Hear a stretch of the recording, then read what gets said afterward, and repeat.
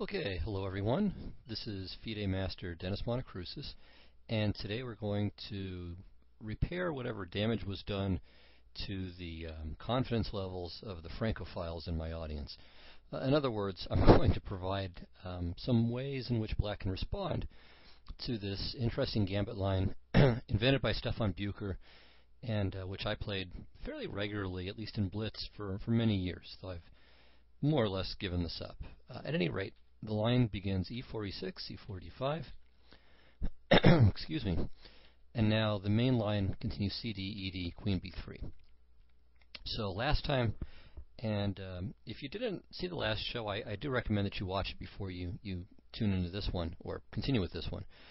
But this was the main line, and as we saw last time, White will very often win really quickly. At least that's been my experience. And in fact, my record with this variation is tremendous, and even against players with quite good ratings as well.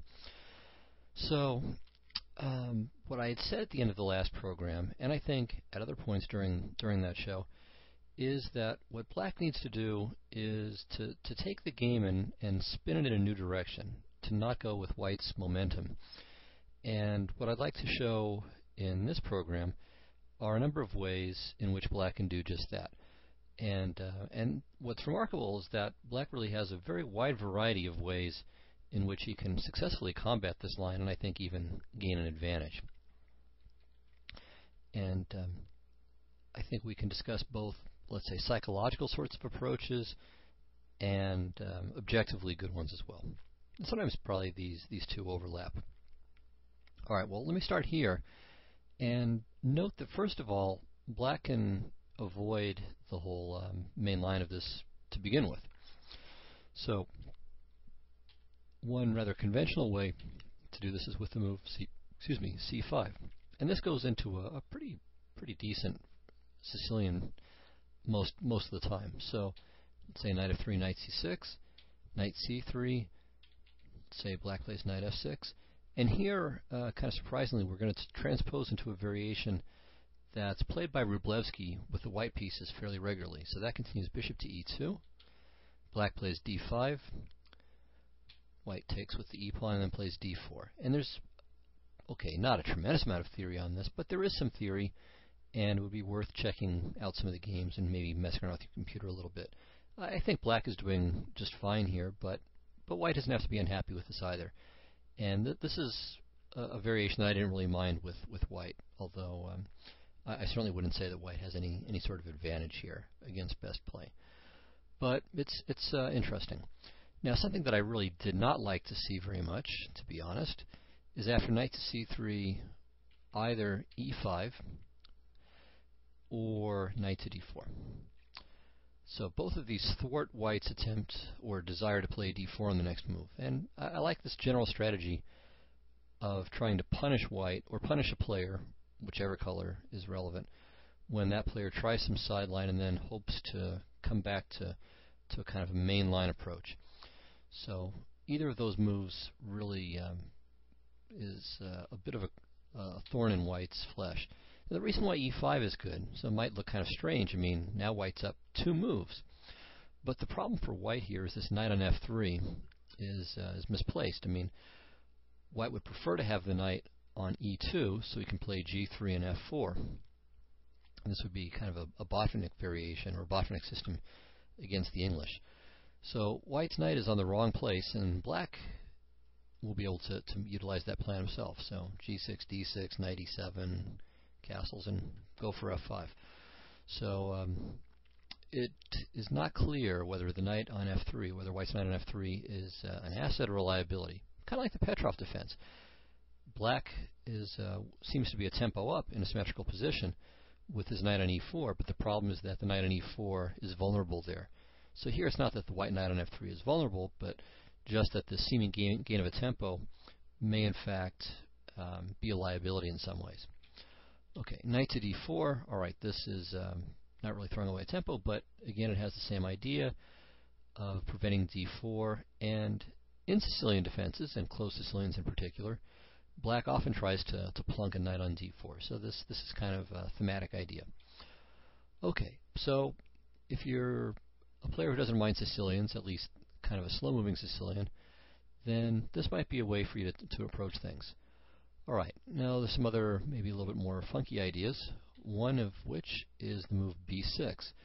And this invites transposition to the English opening, which starts c4 on move 1, b6 on move 2, and usually white doesn't play e4 quite so quickly. So I think this is interesting and certainly not bad for black, but at any rate, it'll most likely transpose into something in the English defense. And okay, if you want to play this, you should maybe do a little bit of research.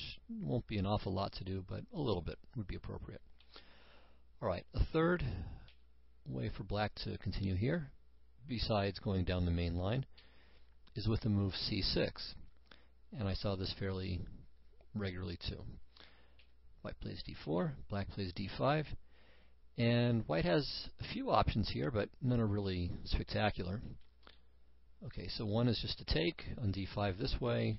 That leads to nothing. This just turns into an exchange French, and a decent variation for black at that. Right, another approach is to play e5, but here I think both c5 and knight to e7 should be quite okay for black.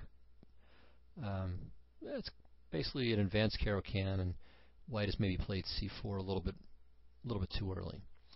So black should have pretty good chances for equality there. Let me see if there's stats. Yeah, I mean the stats are kind of normal here. Okay, and knight to e7 I believe is the main move. Actually, and d takes c4 and knight e7 are about equally common. Okay, and then finally the third option for white is knight to c3, and this transposes into the Marshall Gambit or the Slav Gambit, as it's sometimes called. There's more than one Marshall Gambit, and the line in which I'm referring to is this: so de, knight e4, and then bishop to b4 check. Now, white can respond with knight to c3, but this really doesn't promise very much. So this is the main line, and there is quite a fair amount of theory on this gambit. So while black's the evaluation for black nowadays is a favorable one, that black should be able to equalize. But if you don't really want to do a lot of theoretical work, then you should avoid this line. Okay, one way in which you might consider trying to avoid this line, by the way, is with bishop to b4. So I didn't investigate this too much, but I investigated it a little bit, and it seems to be a playable choice for black. Okay, so c6 is possible. It's, I think, a sharp player for white won't be too unhappy to see this, but it's not bad. Okay, now here's something a bit more avant-garde. Move e5. And the thought here is, okay, double e-pawn game is not a bad choice. Of course, white has an extra tempo, but again, it's at least open to question whether this pawn on c4 is really that big of a blessing for white to have that in for free. So the game could continue like this: knight f3, knight c6, knight c3, and white's going to follow up with d4. Now you should know that bishop to c5 is generally a bad idea in positions like this on account of knight takes e5, and the transaction is favorable whether black plays knight takes e5 or bishop takes f2 check. Okay, so better is just g6. It's probably the right way to play. And here we get into a position that's actually known to theory. So this is kind of a strange line of the modern, and as I said, one which there's a reasonable amount of theory on. So it's playable. You can consider it. It probably wouldn't be my first choice, but it is, I think, something that isn't so bad. Okay, also going back to this position after knight to c3, instead of g6 or the mistaken bishop to c5, could also maybe play knight to f6. And one idea would be that, okay, if d4, e takes, knight takes d4, maybe we can play bishop to b4 here. So this is more on the spur of the moment, a little bit off the cuff. Knight takes c6, and now, you know, maybe d takes c6 could be played. Let's take a very quick look. I mean, b takes c6 would be the normal move, but alright, this might be okay. So takes, and now if e5, there's rook to e8. This is perhaps okay. bishop f4. I don't know. Black's king is a little bit misplaced, and so that certainly is in white's favor. All right, so knight to e4 would be the natural move here. And yeah, black should be okay. White can maybe try a3. This could be interesting. So if bishop takes c3, b takes c3, and black probably does not want to take on c3. The knight's not going to get trapped, but white's going to have the bishop here, and the dark square bishop should be pretty good. So, not clear about that second capture, but okay, maybe just bishop to e6. And you put the king on e7. Oops. King on e7, and the rooks connect, and probably with a playable game. Alright, so there's some alternative possibilities here that I think at least merit consideration.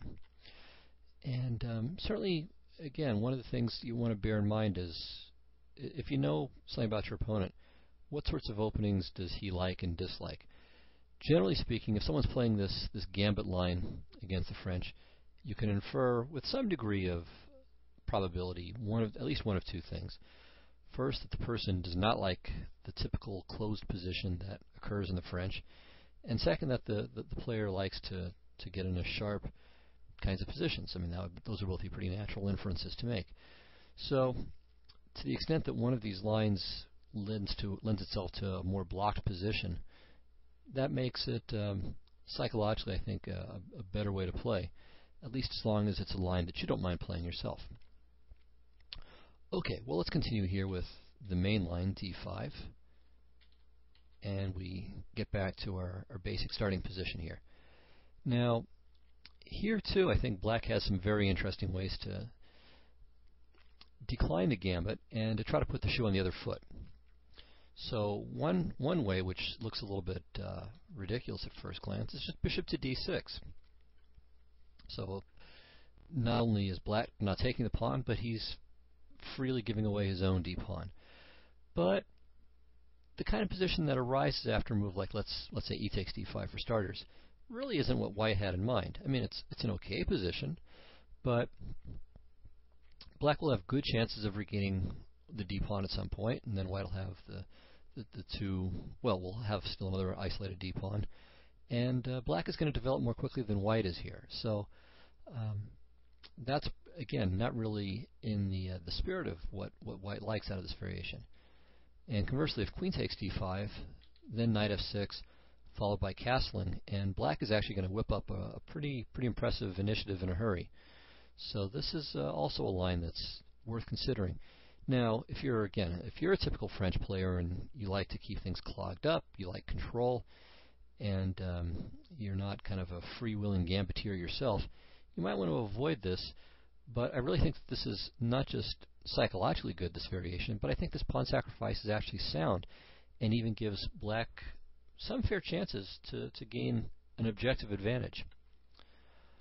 Okay, another idea, kind of along similar lines, is knight f6. So again, well, we discussed this, I think, last time, and I mentioned that neither e5 nor d3 really promises anything. And after knight to c3, okay, if black takes or plays d4, then white plays bishop to c4 and generates some pretty good play. But if black continues in this gambit style with bishop to c5, then I think once again he's in reasonable shape. So he doesn't mind sacrificing the d-pawn. White's d5 pawn will be rather weak and quite likely to fall at some point. Plus, it's not clear that white really wants to open the e-file at this moment either. On the other hand, if white plays something like e5, well, just make the move here, then knight to g4, and we've got this double attack on f2 and e5. So this could be quite interesting for black as well. Okay, maybe knight to e4 could be considered too. Okay, I don't know if it's best, but at least it might be worth a look. Well, maybe knight takes, pawn takes, then queen a4 check. Alright, so possibly this is a problem, though I suspect black should get pretty good counterplay after either bishop d7 and then bishop c6, or just the routine knight c6. Say queen e4, castles, and now black threatens knight takes e5. So again, black's got this nice development lead, and it doesn't seem to me that white can very easily keep the center closed, catch up in development, and get castled without at least losing a pawn back. I mean, that would be remarkable if white could achieve all of that when he's so far behind in development and with so many holes. All right. So I think knight f6 is playable as well, but with this bishop c5 idea. All right, now here's a third idea, again in this kind of gambiting style, bishop to c5. Now if e takes d5, queen h4 might be a genuine possibility. Black wouldn't mind trading queens, so queen g3 is no real skin off his nose. And well, any other way of trying to defend the mate threat is going to make some kind of concession as well. And of course, white can't play g3 because queen to e4 check, and the rook falls, since white can't safely play queen to e3. All right. However, after bishop to c5, white can maintain the spirit of things. So you can see both sides really fighting for the initiative, and with d4, I think it's white who ends up grasping it. So bishop d4, knight f3, de4. So 2 extra pawns for black. But I think in this position white actually does have sufficient counterplay for the 2 pawns. So at least I think he does. I would suggest, again, taking a closer look if you like the idea of being 2 pawns ahead and the bishop to c5 idea appeals to you, then investigate this, explore it. See if at the end of the day this really is all that great for white. Alright, so, but I do think that both bishop to d6 and knight f6, knight c3, bishop c5 are for sure playable for black. And I would probably prefer bishop to d6 out of all of those, though I don't know. Again, I would need to explore some more. Okay, well, let's continue again with black going along for the ride here. Bishop to c4. And here we spent most of our time looking at, or maybe all of our time, looking at queen to e7 and queen to f6. So now we're not going to look at queen to f6 anymore, but we will look at queen to e7 again, and we'll also take a look at some other moves. Alright, so first, again, this is a really cool line, I think, and it shows once again that this general strategy that white has is one that black can utilize as well. What I mean is that black can play, funny enough, bishop to c5. So just as white keeps ignoring black's threats to win pawns, well, black can do the same thing. Now, 2 moves to look at. Of course, bishop takes f7 is the most obvious move. We'll come back to that, but first, knight to c3. And now here is kind of a funny line, queen h4, bishop f7, king f8, g3. Okay, so now queen goes back to e7, bishop d5, threatening to take on b7, so c6. And in this very peculiar position, it's white who's a pawn up, but black certainly has compensation. So it's a very, very unclear position, though, and doesn't really resemble any sort of opening or middle game that I've seen or can recall having seen. So if you're a player who kind of likes to freewheel, who doesn't mind being experimental over the board, then you might want to give this a try. All right, another possibility, again, so bishop takes f7 check, king f8, and here we have another funny moment. So white can choose between bishop to d5, which at first glance seems like the better move, keeping the active bishop and forking a couple of pawns, or bishop takes g8.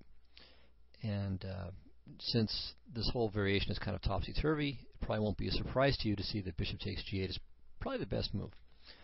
Okay, so let's start with, alright, so bishop to d5. We'll start with the inferior move here. So bishop d5, now queen to h4. So again, just taking the bull by the horns here, hitting f2, and after queen g3, black should simply swap and play knight f6. And material is even, but I would prefer black's position here. So he's going to be ahead in development. He's got a little more space. His bishops, I think, are going to be better So the only kind of problem for black is that his king is misplaced on f8, but when it goes back to e7, it should probably be okay there. So it doesn't get in the way of either the d or the f files. So black is a little bit better in this position. Okay, so bishop to g8 is the best move here for white. Queen f6, queen g3, king g8, knight c3. And here black has a choice between a couple of moves. So he does have to worry about the e-pawn a little bit. And let's look at two ways in which you can defend it. So I think queen f5 is probably the best move here, or at least it's the move that keeps the most life in the position. So knight gd2, white wants to get castled. h6, castles, king h7. And I would just say that in this position it's unclear, but playable for either side. I would probably slightly prefer black, just a tiny bit. But here's a good crazy variation. So let's say black plays queen to e7. Okay, knight to d5, queen f8, knight c7. Now at first glance, it looks as if black is just lost. I mean, how do you defend the rook? I mean, one problem is that if bishop to d6, white has queen to b3 check, and that just wins immediately. So take a moment here and see if you can figure out what black's move ought to do. How does black not lose big material here? Okay, well the answer is the move e3. So now, if white takes on a8, he just loses immediately. This is an outright blunder, because e takes f2, and either f1 queen is coming, or if king to f1, f takes g1 queen, and because it's a double check, white doesn't have the opportunity to recapture the new queen, and so in fact he gets mated next move.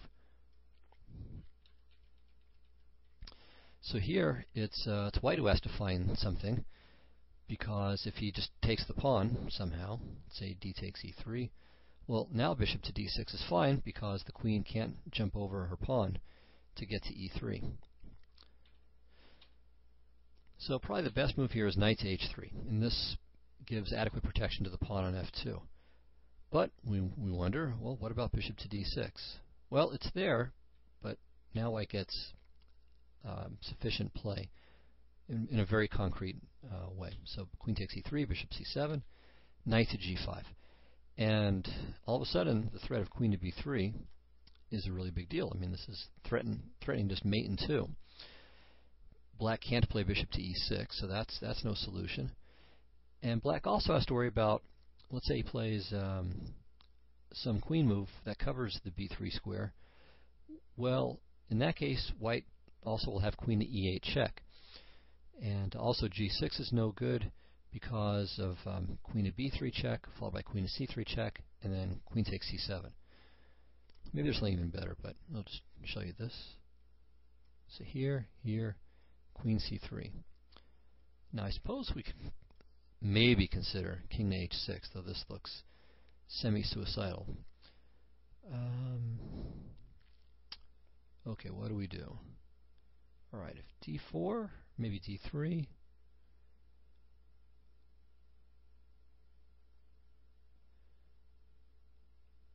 Okay, well let's just try taking. I mean, this is simple. So takes, and now d4. Yeah, this doesn't look especially appealing for black, but actually maybe he can survive. I don't know. King h5 looks pretty much forced. Now h3, so we want to play g4. With the idea g4, king h4, queen g3 mate, and if black plays bishop takes g4, well, then the rook on h1 gets into the act as well. So I don't see any overwhelmingly promising approach. Okay, this looks probably forced. Yeah, maybe this is enough. Maybe this is good enough. Okay, g4, king g6, maybe h4. Maybe castles in f4. Alright, maybe black is getting out a little bit here. So I'm sure there's some crushing way for white to proceed, but not seeing it immediately. Could consider queen to e5. And on queen f5 we take the rook. And if bishop to f5, now g4 check. Okay, so king takes. Queen g3, king h5. Queen g5 is mate. So queen f5 is probably forced. Well, even here. Okay, king takes. Rook here. King h5, then rook to g5. Okay, and if this, then queen e7. Well, yeah, g5, maybe g5. Probably, no. Play rook takes g5.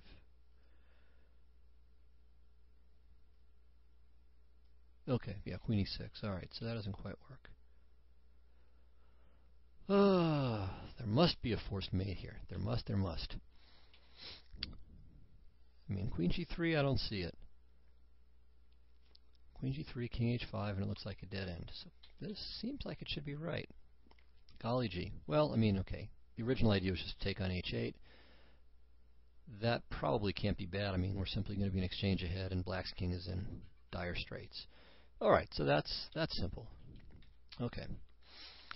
Okay, maybe something more efficient and more conclusive, more immediately terminal for black, but, well, terminal to black, but that's good enough.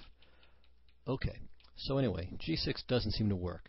So the only move, I think, is queen to f5. Well, no, that's not true. The only move is a move like queen to f5 that clears f8 for the king to run away to without losing something else. But we end up with perpetual, or a repetition, I should say. And there doesn't seem to be anything that black can do about this. It can't both stop queen b3 and queen e8, other than with g6, which seems to lose, as we just hopefully proved. Okay, so I think that bishop to c5 is good enough for equality and maybe a draw. But, possibly more. I mean, I'm looking through this with a computer and also trying to analyze on my own, in the comfort of my own living room here.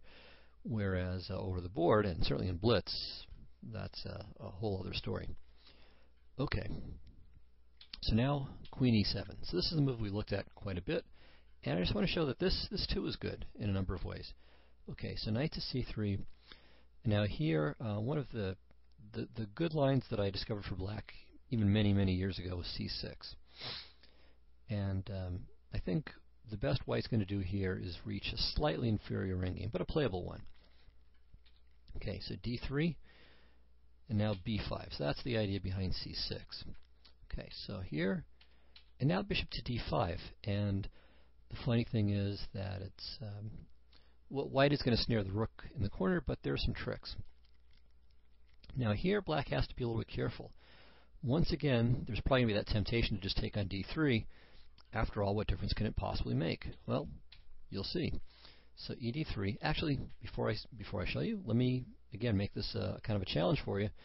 See if you can figure out the difference between playing e takes d3 and not playing e takes d3.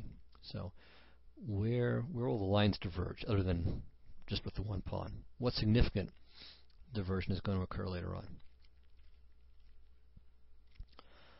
Okay, well the answer, let me show you the main line. The best line is bishop to e6. Alright, so now queen takes, bishop to d7, queen to b7, queen to b4 check. Okay, of course white should not take, because then black will have bishop to c6 and not lose the rook. So he's got to leave the queen there. King over, takes, bishop c6, takes and takes, bishop f4. Important to throw that in, because knight d7 takes, and now black cannot take, because of rook to e1.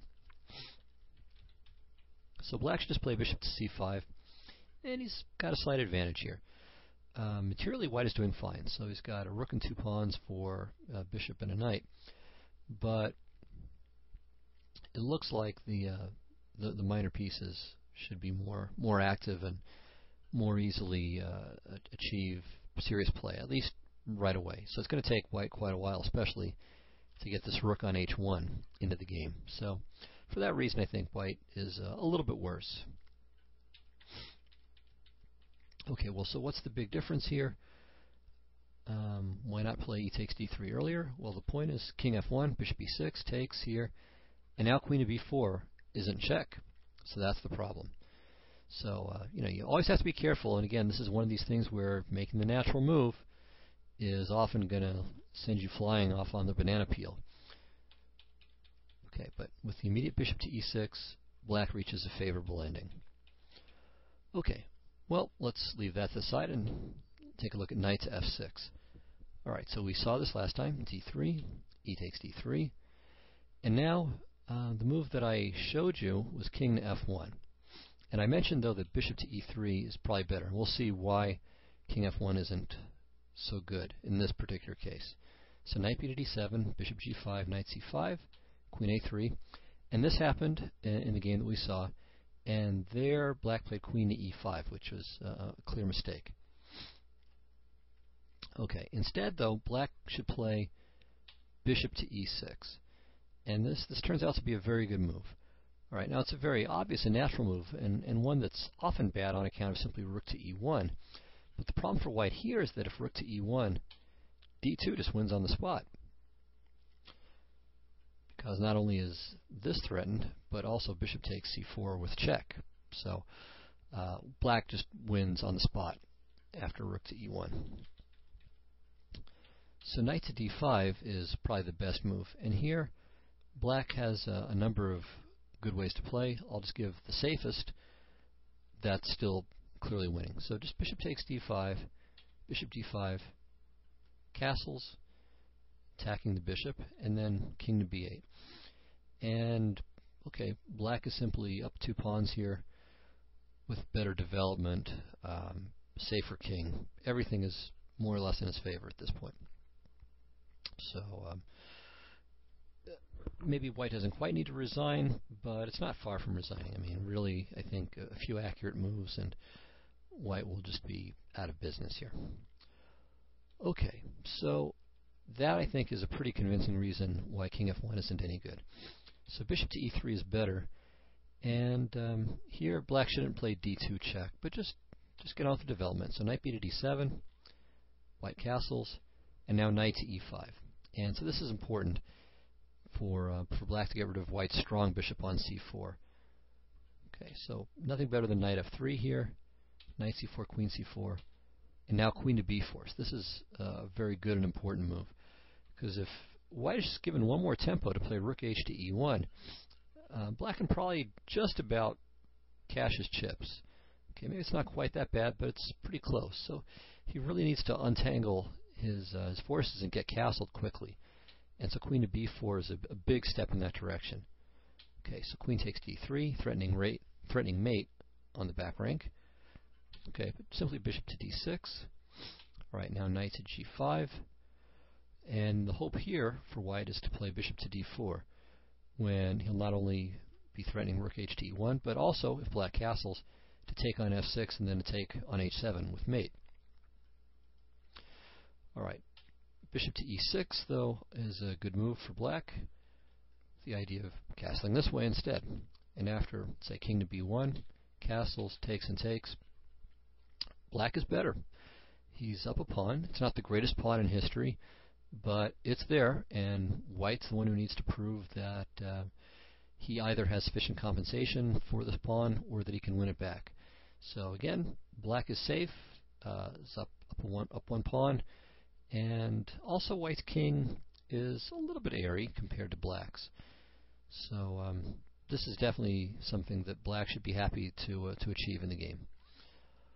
Alright, going back to bishop to c4. So we've just been looking at queen to e7 now.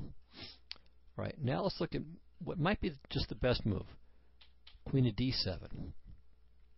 So we don't impede our kingside development, and but while still, of course, protecting the f-pawn. Now, the reason why queen to e7 I think is more natural is that it also protects the e-pawn. But after knight to c3, black should just disregard this and play, I think, a very good move here, knight to c6. Now, white can regain the pawn and really has nothing better than to do so. But after knight to a5, all of a sudden white's attack is just over. White can try two different approaches here, neither of which is neither is good for equality or even for only a slight disadvantage. White is just in trouble in both cases.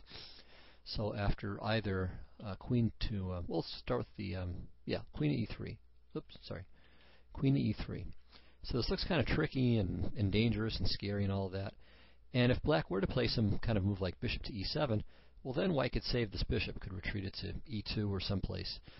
But instead, black should simply take the bishop.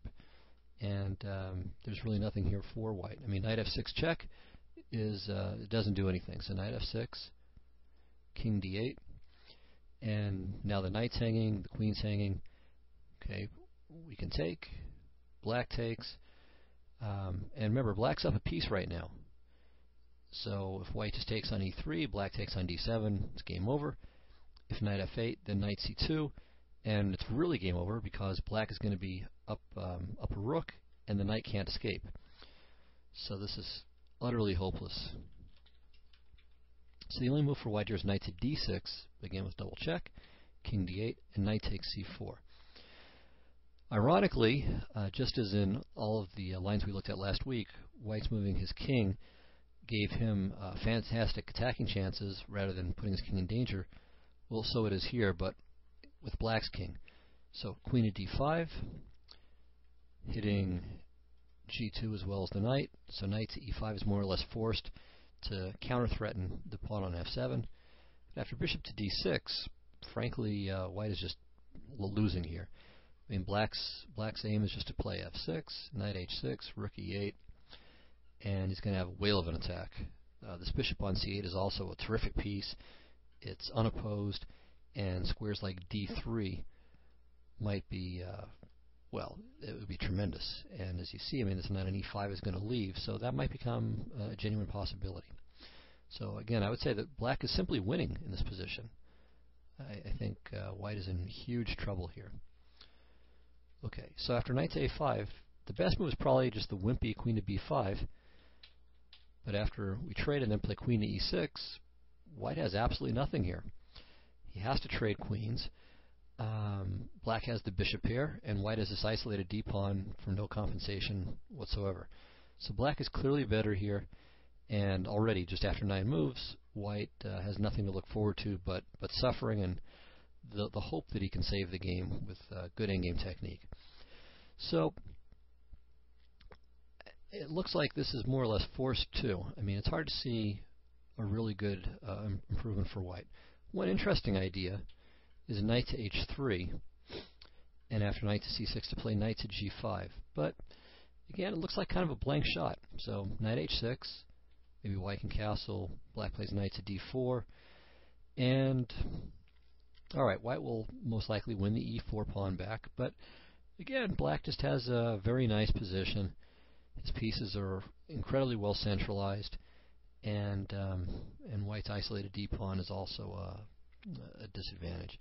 So again, I think black is quite a bit better here, probably clearly better in this position. And again, if everybody played this way, then I would have given up this line many, many years ago. But to find this over the board is another story. And I think, I wouldn't say to give up just yet. There may be some possible improvements for white, at least to achieve practical play. So whether they're objectively good or not, I kind of doubt, but to reach a kind of position where there are genuine problems for black still to solve, I think should be possible. And maybe with some work this could be one of them. I'm not positive.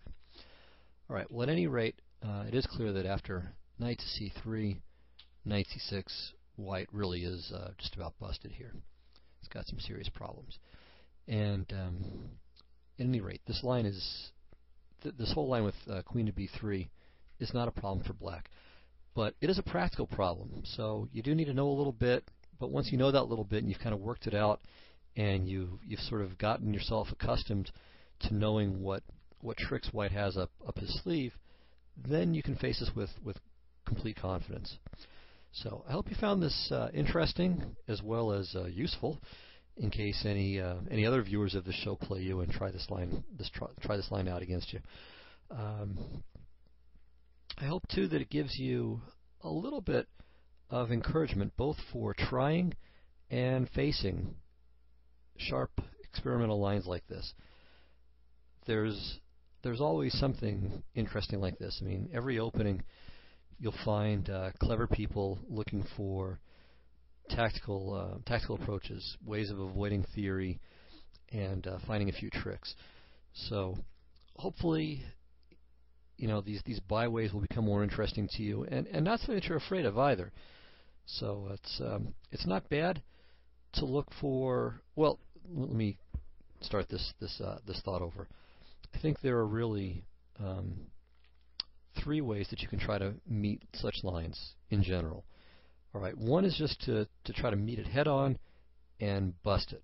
Okay, and that's what I think this Queen of D7 line ultimately is about, or even the Queen of E7 line, where Black tries to hold on to the pawn and prove that White just has nothing. Okay, so the Queen of E7 line, I think you can do that. A second line, or second approach, excuse me, is one where you look for some kind of safe way out. And I think that can be done here as well. So Knight F6 here on move 4, I think, is a safe approach. C6 is a safe approach, although I think there White gets a reasonably comfortable game. We discussed that the last time. And also, I think, on move 2, so after C4, C5 is again kind of a way of cooling White's jets, of making the position more tame, more domesticated, more familiar. All right, so that's a second way. And then the third way is to, again, just try to one-up your opponent and look for some way of kind of outdoing him in whatever his approach is. So if he's trying to go crazy and blow your brains out with a gambit and attacking scheme, they'll do the same thing. So I like that bishop to D6 idea, where you just encourage him to go grabbing the material, and then you smack him with your own rapid development and quick attack. So all of these, I think, are legitimate approaches. I would say to try to find or figure out which one you like best, and try to make that into a mindset. So that way, whenever you're faced with this kind of gambit, this kind of slightly crazy approach, or whenever you're faced with some kind of offbeat line, it doesn't have to necessarily be a gambit, but something screwy about it, well, you won't be psychologically taken by surprise. You'll be ready for it. Even if not for the particular idea, you'll be ready to face such surprises. So I hope that this is instructive from that perspective as well. So thanks a lot, everyone, and I'll see you next time, probably with something more conventional, but we'll see. So until then, goodbye.